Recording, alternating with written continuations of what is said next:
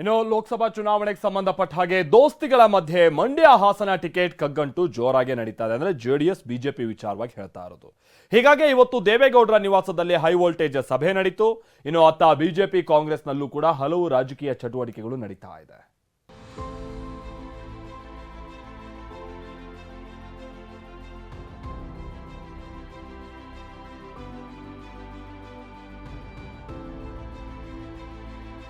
ದಳಪತಿಗಳಿಗೆ ಕಗ್ಗಂಟಾಯ್ತು ಹಾಸನ ಮಂಡ್ಯ ಅಖಾಡ.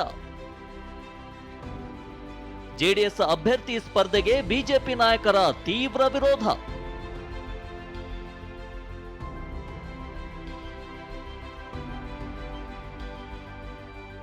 ಮಂಡ್ಯ ಹಾಸನ ಈ ಎರಡೂ ಕ್ಷೇತ್ರದಲ್ಲೂ ದಳ ಬಾವುಟ ನೆಡಲು ಜೆಡಿಎಸ್ ನಾಯಕರು ಸಜ್ಜಾಗಿದ್ದಾರೆ.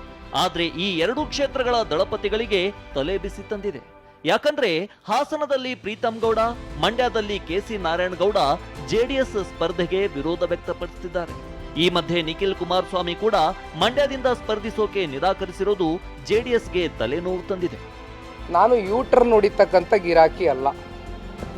I am very clear about my thoughts, about my intent.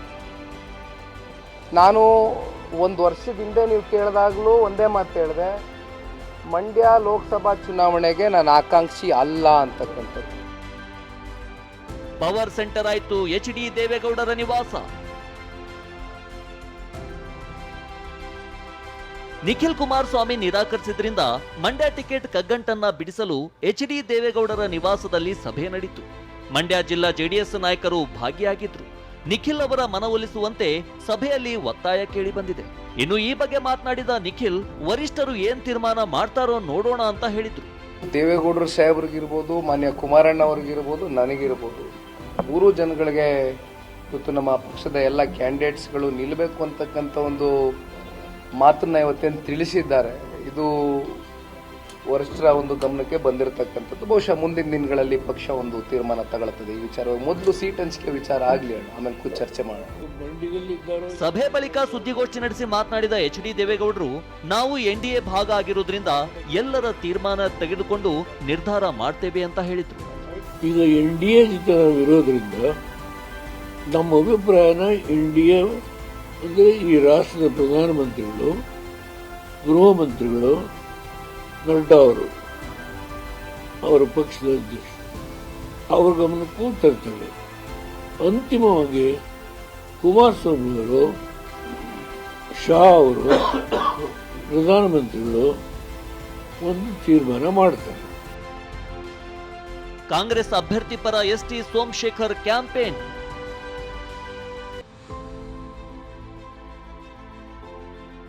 ST. Somashekhar, Shivaram Hebbar ಸದ್ಯ ಬಿಜೆಪಿಯಿಂದ ಒಂದು ಕಾಲು ಹೊರಗಿಟ್ಟಿರುವ ಈ ಇಬ್ಬರು ನಾಯಕರು ಕಾಂಗ್ರೆಸ್ ಮನೆಯಲ್ಲಿ ಕಾಣಿಸಿಕೊಳ್ತಿದ್ದಾರೆ.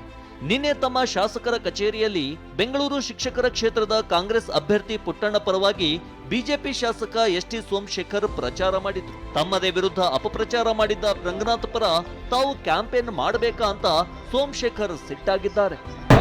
ನನ್ನೆ ನಾನು ಮೀಟಿಂಗ್ ಮಾಡ್ದ ಸಂದರ್ಭದಲ್ಲಿ ಬಂದ್ರು, ಅಪ್ರೋಚ್ ಮಾಡಿದ್ರು, ಮಾಡಿ ಅಂತಂದ್ರೆ ತಪ್ಪೇನಿದೆ? What is wrong? ಯಾವ್ದಾರಾಗ್ಲಿ ರೀ, ಪಾರ್ಟಿ ಕಟ್ಕೊಂಡು ಏನು ಒಳ್ಳೆ ಸುರೈತಲ್ಲ.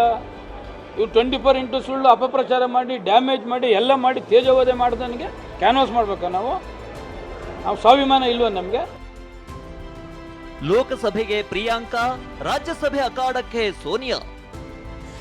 ಕಾಂಗ್ರೆಸ್ನಲ್ಲೂ ಟಿಕೆಟ್ ಹಂಚಿಕೆ ಕಸರತ್ತು ಜೋರಾಗಿ ನಡೆಯುತ್ತಿದೆ. ರಾಯ್ಬರೇಲಿ ಲೋಕಸಭಾ ಕ್ಷೇತ್ರವನ್ನ ಪ್ರಿಯಾಂಕಾಗೆ ಬಿಟ್ಟುಕೊಟ್ಟು ಸೋನಿಯಾ ಗಾಂಧಿ ರಾಜ್ಯಸಭೆಯಿಂದ ಸ್ಪರ್ಧಿಸೋದು ಪಕ್ಕಾ ಆಗಿದೆ. ನಾಳೆ ಹಿಮಾಚಲ ಪ್ರದೇಶದಿಂದ ರಾಜ್ಯಸಭೆಗೆ ನಾಮಪತ್ರ ಸಲ್ಲಿಸುವ ಸಾಧ್ಯತೆ ಇದೆ. ರಾಯ್ಬರೇಲಿಯಿಂದ ಪ್ರಿಯಾಂಕಾ ಕಣಕ್ಕಿಳಿಯುವ ಸಾಧ್ಯತೆ ಇದೆ. ಕೋಲಾರ ಕಾಂಗ್ರೆಸ್ ಕಚೇರಿಯಲ್ಲಿ ಹೊಡೆದಾಟ.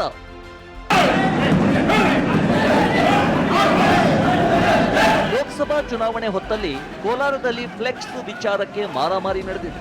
ಶಾಸಕ ಕೊತ್ತೂರು ಮಂಜುನಾಥ್ ಬೆಂಬಲಿಗರು ಜಿಲ್ಲಾ ಕಾಂಗ್ರೆಸ್ ಕಾರ್ಯಾಧ್ಯಕ್ಷ ಊರ್ಬಾಗ್ಲು ಶ್ರೀನಿವಾಸ್ ಮೇಲೆ ಏಕಾಏಕಿ ದಾಳಿ ಮಾಡಿದ್ದಾರೆ. Bureau report, TV9.